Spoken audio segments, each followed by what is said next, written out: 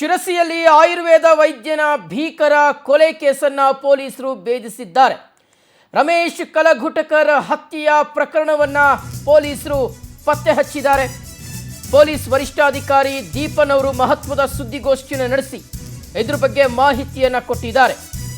ಆರೋಪಿಯ ಹೆಸರನ್ನ ಬಹಿರಂಗಪಡಿಸಿಲ್ಲ, ಆದರೆ ಚಿನ್ನಾಭರಣದ ಆಸೆಗೋಸ್ಕರ ವೈದ್ಯನನ್ನ ಹತ್ಯೆ ಮಾಡಿರೋದಾಗಿ ಪೊಲೀಸರು ಖಾತ್ರಿಪಡಿಸಿದ್ದಾರೆ.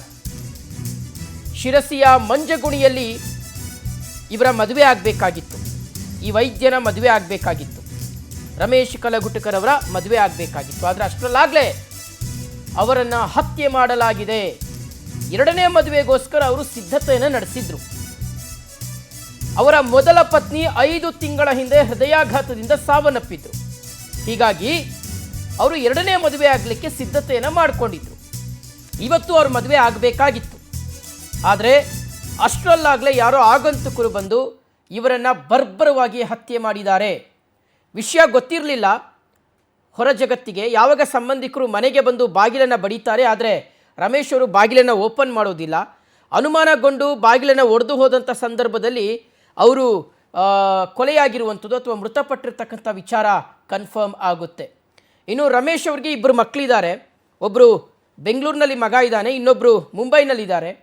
ಸೊ ಇವರು ಎರಡನೇ ಮದುವೆ ಆಗಲಿಕ್ಕೆ 45 ವರ್ಷದ ಒಬ್ಬರು ಮಹಿಳೆಯರನ್ನು ಮದುವೆ ಆಗಲಿಕ್ಕೆ ವೈದ್ಯ ರಮೇಶ್ ಅವರು ಸಿದ್ಧತೆಯನ್ನು ಮಾಡಿಕೊಂಡಿದ್ರು. ಅದರ ಅಷ್ಟರಲ್ಲಾಗಲೇ ಅವರ ಹತ್ಯೆ ಆಗಿದೆ. ಅವರ ಹತ್ಯೆಗೆ ಕಾರಣ ಚಿನ್ನಾಭರಣ ಅನ್ನುವಂಥದ್ದು ಗೊತ್ತಾಗ್ತಾ ಇದೆ. ಇಲ್ಲಿ ಮೃತಪಟ್ಟವರದ ಹೆಸರು ಡಾಕ್ಟರ್ ರಮೇಶ್ ಫಕೀರಪ್ಪ ಕಲ್ಕುಟ್ಕರ್ ಅವರು. ಇವರು ಆಯುರ್ವೇದಿಕ್ ಡಾಕ್ಟರ್ ಆಗಿರ್ತಾರೆ. ಮತ್ತು ಇವ್ರಿಗೆ ವಯಸ್ಸು 52 ವರ್ಷ. ಮತ್ತು ಇವ್ರಿಗೆ ಅವ್ರ ಮೊದಲನೇ ಹೆಂಡತಿಯವರು ತೀರ್ಕೊಂಡು ಒಂದು 5 ತಿಂಗಳು ಆಗಿರುತ್ತೆ. ಮತ್ತು ಅವ್ರಿಗೆ ಎರಡನೇ ವಿವಾಹ ಮಾಡಬೇಕು ಅಂತ ಇಂದು ದಿನಾಂಕ 20ರಂದು ಪ್ಲ್ಯಾನ್ ಆಗಿರುತ್ತೆ ಅಂದ್ಬಿಟ್ಟು ಇವರು ಫಿರ್ಯಾದಿದಾರರು ಹೇಳಿರ್ತಾರೆ, ಅವ್ರ ಅಣ್ಣನಾದವರು. ಅದೇ ಸಮಯದಲ್ಲಿ ಏನಾಗಿರುತ್ತೆ ಅಂದರೆ ಇವ್ರಿಗೆ ಮಕ್ಕಳು 2 ಇರ್ತಾರೆ. 2 ಕೂಡ ಓದಿ ಬೇರೆ ಊರಲ್ಲಿ ಇರ್ತಾರೆ. ಸೊ ಇವರು ಒಬ್ಬರೇ ಒಂಟಿ ಇರೋದ್ರಿಂದ ಇವ್ರಿಗೆ ಮದುವೆ ಮಾಡಬೇಕು ಅನ್ನೋದು ಅವ್ರು ನೋಡ್ಕೊಳ್ಳೋಕ್ಕೆ ಪ್ಲಸ್ ಜೊತೆಗೆ ಇರೋದಕ್ಕೋಸ್ಕರ ಇದು ಪ್ಲ್ಯಾನ್ ಮಾಡಿ ಮದುವೆ ಮಾಡಿಸೋಕ್ಕೆ ನಿರ್ಧಾರ ಮಾಡಿರ್ತಾರೆ. ಸೊ ಇದ್ರ ಹಿಂದಿನ ದಿವಸ ಅವತ್ತಿನ ದಿವಸ ರಾತ್ರಿ ಅವರು ಮನೇಲಿ ಇದ್ದಿರ್ತಾರೆ ಡಾಕ್ಟರ್ ರಮೇಶ್ ಅವರು. ಇದ ನಂತರ ಅವ್ರಿಗೆ ಸಂಬಂಧಪಟ್ಟಂಗೆ ಅವ್ರ ಅಕ್ಕದಿಯರು ಕೂಡ ಬಂದಿರ್ತಾರೆ. ಅವ್ರು ಬಂದು ಇವ್ರಿಗೆ ಕಾಲ್ ಮಾಡಿ ನೋಡಿರ್ತಾರೆ. ಇವ್ರಿಂದ ಏನೂ ಯಾವುದೇ ಥರ ರೆಸ್ಪಾನ್ಸ್ ಬಂದಿರೋದಿಲ್ಲ. ಮತ್ತು ಸಂಜೆ ಮನೆಗೆ ಹೋಗಿ ನೋಡಿರ್ತಾರೆ.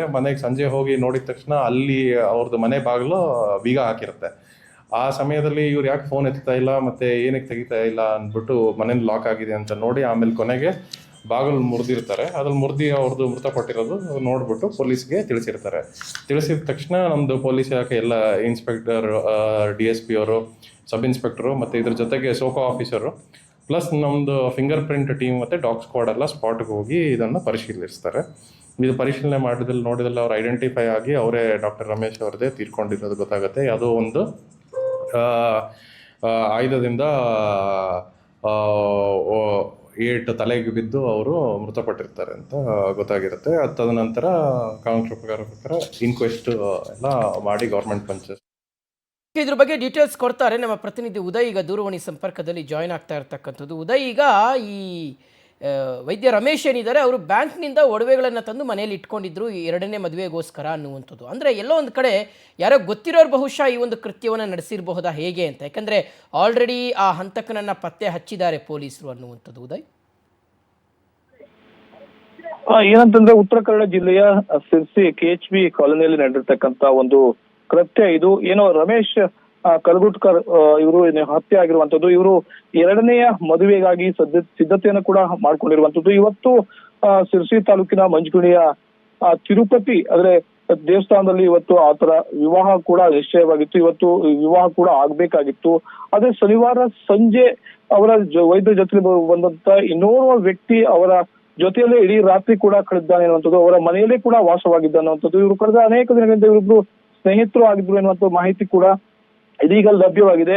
ಏನು ಮದುವೆ ಇರ್ತಕ್ಕಂತ ಹಿನ್ನೆಲೆಯಲ್ಲಿ ವೈದ್ಯರಾಗಿರ್ತಕ್ಕಂತ ರಮೇಶ್ ಅವರು ಕೂಡ ಮನೆಯಲ್ಲಿ ಚಿನ್ನ ಮತ್ತು ಹಣವನ್ನ ಕೂಡ ಇಟ್ಕೊಂಡಿದ್ರು. ಈ ಬಗ್ಗೆ ಮಾಹಿತಿಯನ್ನ ತಿಳಿದಿರ್ತಕ್ಕಂತ ಈ ಒಂದು ಏನು ಹಂತಕ ಇದ್ದಾನೆ, ಈ ಹಣವನ್ನ ಮತ್ತು ಬಂಗಾರವನ್ನ ದೋಚುವುದಕ್ಕಾಗಿಯೇ ಆತ ಶನಿವಾರ ರಾತ್ರಿ ಅವರ ಜೊತೆಯಲ್ಲಿ ಏನು ರಮೇಶ್ ಅವರ ಮನೆಯಲ್ಲಿ ವಾಸ್ತವ್ಯವಾಗಿದ್ದ.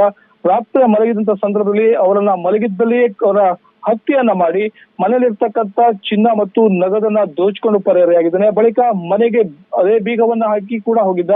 ನಂತರದಲ್ಲಿ ನಿನ್ನೆ ಸಾಯಂಕಾಲದ ಹೊತ್ತಿಗೆ ಏನು ರಮೇಶ್ ಕಲ್ಗುಟ್ಕರ್ ಅವರ ಸಂಬಂಧಿಕರು ಏನು ಶಿರ್ಸಿಗೆ ಆಗಮಿಸ್ತಾರೆ. ಅಂದ್ರೆ ಇವತ್ತು ಮದುವೆ ಇರ್ತಕ್ಕಂಥ ಹಿನ್ನೆಲೆಯಲ್ಲಿ ಅವರೆಲ್ಲರೂ ಕೂಡ ಶಿರ್ಸಿಗೆ ಆಗಮಿಸಿರುವಂತದ್ದು. ಈ ಸಂದರ್ಭದಲ್ಲಿ ರಮೇಶ್ ಅವರ ಮನೆಯ ಬಾಗಿಲು ಕೂಡ ಹಾಕಿರುತ್ತೆ. ಒಮ್ಮೆ ಆಶ್ಚರ್ಯ ಕೂಡ ಆಗ್ತಾರೆ. ಯಾಕಂದ್ರೆ ಇವತ್ತು ಕೂಡ ವಿವಾಹ ಇರ್ತಕ್ಕಂಥ ಹಿನ್ನೆಲೆಯಲ್ಲಿ ಏಕಾಏಕಿಯಾಗಿ ರಮೇಶ್ ಅವರು ಮನೆಗೆ ಬೀಗ ಹಾಕಿ ಎಲ್ಲಿ ಹೋಗಿದ್ರು ಅಂತೂ ಕೂಡ ಅವರಿಗೆ ಆಶ್ಚರ್ಯ ಆಗುತ್ತೆ. ಅತ್ತ ಸುತ್ತಮುತ್ತ ಎಲ್ಲ ಕೂಡ ವಿಚಾರಣೆ ಮಾಡಿದಾಗ ಅವರು ಇಲ್ಲೂ ಹೋಗಿಲ್ಲ, ಊರಿಂದ ಹೊರಗಡೆ ಹೋಗಿಲ್ಲ ಅನ್ನುವಂತ ಮಾಹಿತಿ ಸಿಗುತ್ತೆ. ಹೀಗಾಗಿ ಅವರು ಅನುಮಾನಗೊಂಡಂತ ಸಂಬಂಧಿಕರು ಏನು ಅವರ ಬಾಗಿಲನ್ನ ಹೊಡೆದು ನೋಡ್ತಾರೆ. ಆದ್ರೆ ಅಲ್ಲಿ ಅವರ ಶವ ಬಿದ್ದಿರುತ್ತೆ.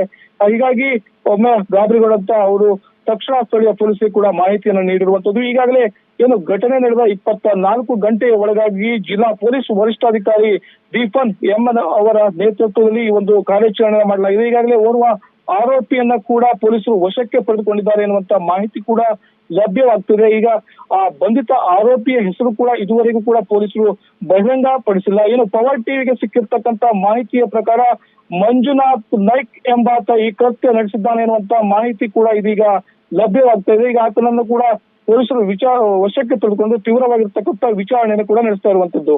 ಓಕೆ ಉದಯ್, ಥ್ಯಾಂಕ್ ಯು ತಮ್ಮೆಲ್ಲ ಡೀಟೇಲ್ಸ್ಗಾಗಿ.